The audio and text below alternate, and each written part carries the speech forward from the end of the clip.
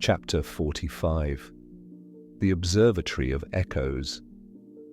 Dylan stirred in the cave's dim glow, his body a leaden ache from the treacherous climb, the rabbit's meager meat a faint warmth in his gut.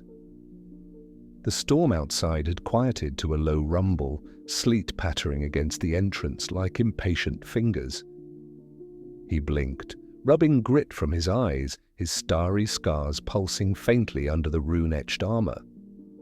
Gravemarrow lay beside him, its blade a dark sliver in the fungi's bioluminescent light. Sleep had been fitful, haunted by Kejul's whispers and visions of crimson vines choking a starlit shrine, but exhaustion had claimed him. A vibration hummed through the ground, subtle at first, like a distant heartbeat, then stronger 10 feet away. The cave floor trembled, cracks spiderwebbing across the stone, dust sifting from the ceiling. Dylan scrambled back, heart slamming, snatching Gravemarrow as the floor split open with a groan of ancient rock, revealing a hidden staircase descending into glowing depths. Yellow light bloomed from below, warm and inviting, cutting through the cave's chill. A figure emerged, hooded in bright blue robes that shimmered like woven starlight, a large wooden staff in hand, topped by a yellow crystal that pulsed within a fire. The hood shadowed his face, but his voice was calm, resonant, carrying the weight of ages. "Come quickly, Dylan Wade. You arrived later than expected, but you are being followed by dangerous men. I am Zorath." Dylan's breath caught, his grip tightening on the sword. "Zorath! How do you—" "No time for questions here," Zorath said, his tone gentle but firm like a shepherd urging a lost lamb. He extended a hand, gloved in soft leather, his presence fated, as if the mountains themselves had summoned him. "The storm veils us, but not for long. Follow or the shadows claim you." Dylan hesitated, Kejul's voice a faint echo in his mind. "Trust the light, Star Vessel," but the vibration's urgency and Zorath's knowing gaze pulled him forward. He hurried down the staircase, the floor sealing behind them with a rumble, plunging them into the crystal's warm glow. The passage twisted, walls etched with runes that shimmered like forgotten stars, the air growing warmer, scented with herbs and ancient dust. As they walked, Zorath's staff tapped rhythmically, each step echoing in the tunnel's depths.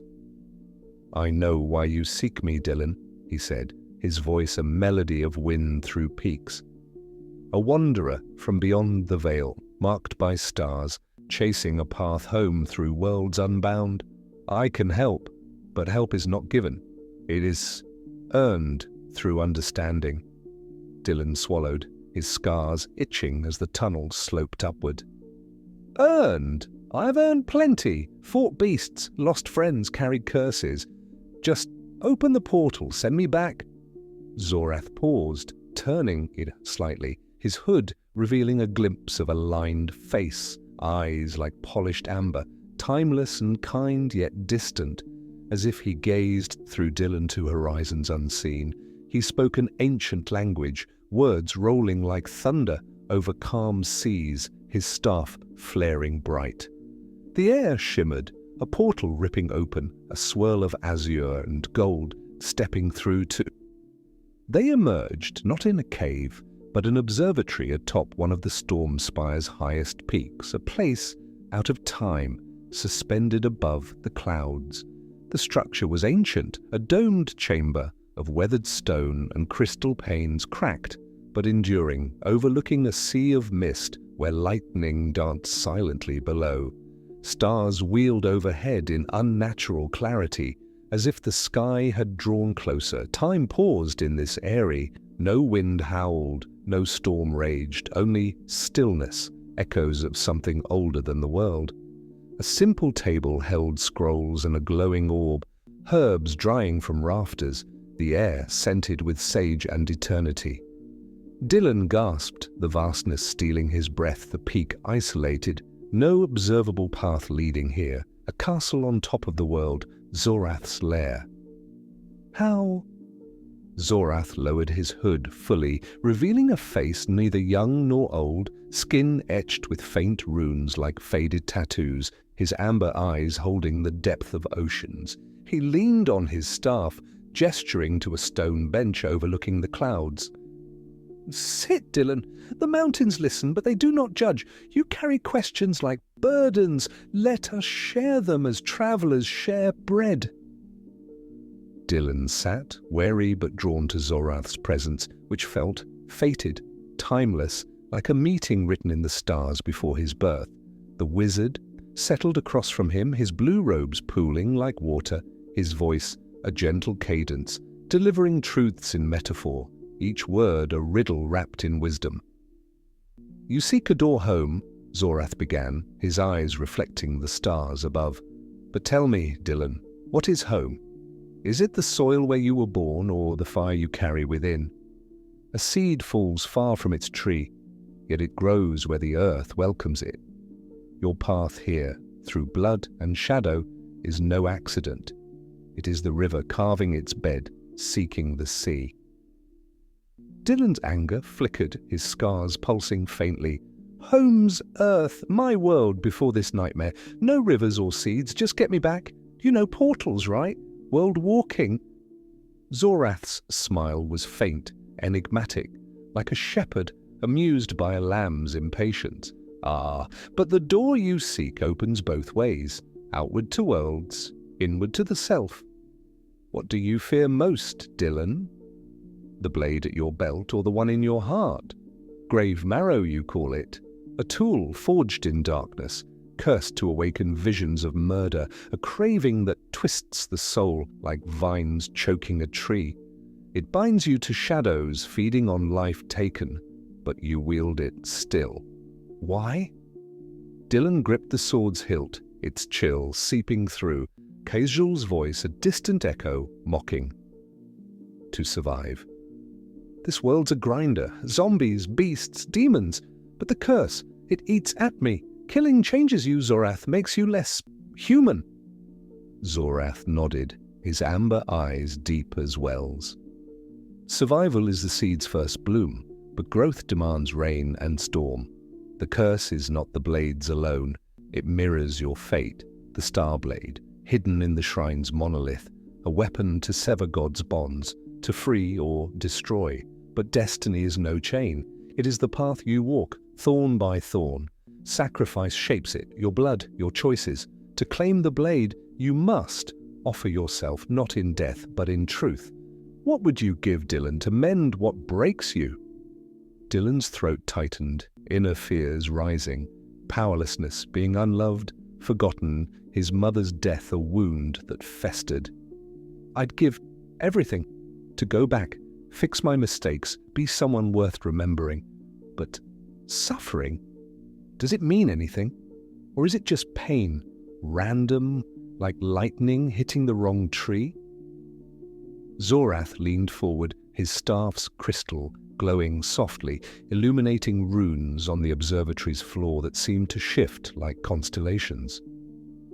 "Suffering is the chisel to the stone, Dylan. It reveals the form within, strong or shattered. A man lost in desert sands thirsts not for water alone, but for the oasis of his own strength. Your fears of being unseen, unloved, they are echoes of a soul seeking its shape. The gods, Calith's light and Vaughn's void, bound you here, but your scars are the map. To confront them is to stand at the cliff's edge and leap, trusting the wind." Dylan shook his head, frustration building. "Leap? Into what? I'm no hero. I'm a gas station nobody who snorted a drug and woke in hell. The Starblade, the prophecy, is a curse, not fate. Why me? What if I shatter everything?" Zorath's voice softened, a timeless wisdom in his tone, leaving Dylan unsure, man, myth, or God. Why the river flows to the sea and not the sky? Fate chooses the vessel, but the vessel shapes the flow. The Starblade severs bonds of gods, of regret, but demands sacrifice. Your old self burned away. If suffering has meaning, it is this, to forge a soul unyielding. Yours, Dylan, is not lost. It wanders, seeking the light beyond the thorn. Embrace it or flee, and fleeing is a chain heavier than any blade. The words hung, fated and timeless, Zorath's presence a still point in the observatory's eternal quiet. Dylan stared into the clouds below, lightning dancing silent, his fears laid bare, powerlessness a cage he'd built, unloved a lie he'd believed, forgotten a shadow he'd cast. If I claim it, the blade, what then? Gods free or destroyed, and me? Zorath rose, his blue robes pooling, staff's crystal dimming. The blade reveals truth in metaphor. A seed dies to bloom, a river carves to reach the sea. Your destiny is sacrifice, to stand where light meets shadow, to choose balance or oblivion. The gods bound you, but you unbind them and yourself. He placed a hand on Dylan's shoulder, warm yet ethereal, leaving a faint mark on his palm, a sigil of intertwined stars glowing softly. This token opens doors unseen. Speak, reveal the fracture at illusion's veil. Go now, Dylan, the path awaits, thorn by thorn. Zorath vanished, not fading, but simply gone, the observatory's stillness unbroken, as if he'd been a dream. Dylan stood, the sigil's glow a faint warmth, his soul stirred, not answered, but seen. Man, myth, or God? The question lingered, but Zorath's metaphors burned. Suffering as chisel, fate as path, sacrifice as bloom. His fears confronted, not conquered but faced, Dylan stepped to the edge, whispering the sigil's words, a portal shimmering open below the clouds. He leapt, the wind catching him, the storm spire's secrets calling, his journey no longer flight, but a forging in Erindor's fire.